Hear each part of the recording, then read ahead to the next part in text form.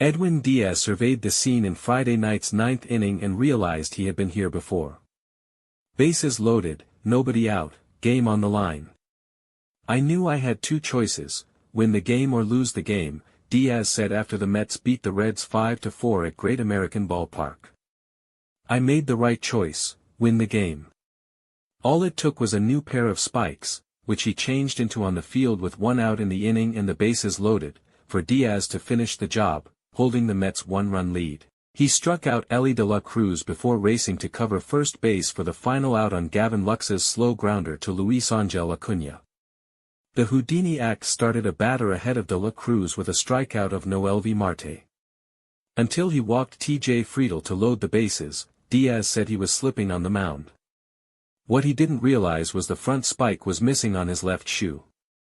The new pair of spikes helped cure his allergic reaction to the strike zone. Diaz walked two batters in the inning, and got the Mets a victory to begin this key series that holds NL wildcard race implications. After I changed it, I started feeling better, Diaz said.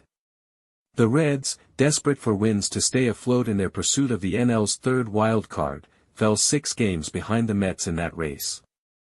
The Giants, sandwiched in between the two teams, trail the Mets by 4 games.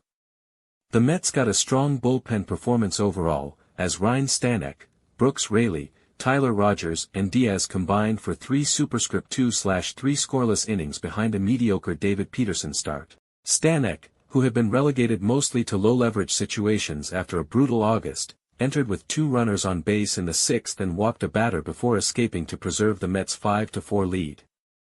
The whole bullpen, but Stanek in particular, I'm proud of him, manager Carlos Mendoza said. We're going to need all of those guys, and today they stepped up big time. Peterson survived 5 superscript 1/3 innings in which he allowed 4 earned runs on 7 hits with 4 strikeouts and 1 walk. It was hardly Peterson's best but a step in the right direction after his clunker against Miami last weekend that ended after 2 innings with 8 runs allowed. The Mets jumped on left-hander Andrew Abbott for 3 runs in the first inning. Mark Vientos brought in the first run with an infield single, and Brandon Nimmo's sacrifice fly, a ball on which center fielder Friedl reached over the fence to steal a home run, gave the Mets a 2-0 lead.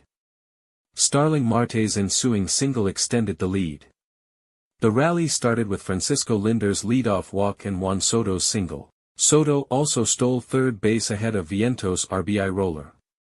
Vientos homered leading off the third to give the Mets a 4-0 lead. It was the first blast of the month for Vientos, who hit 8 in August after delivering just 6 in the season's first 3 months.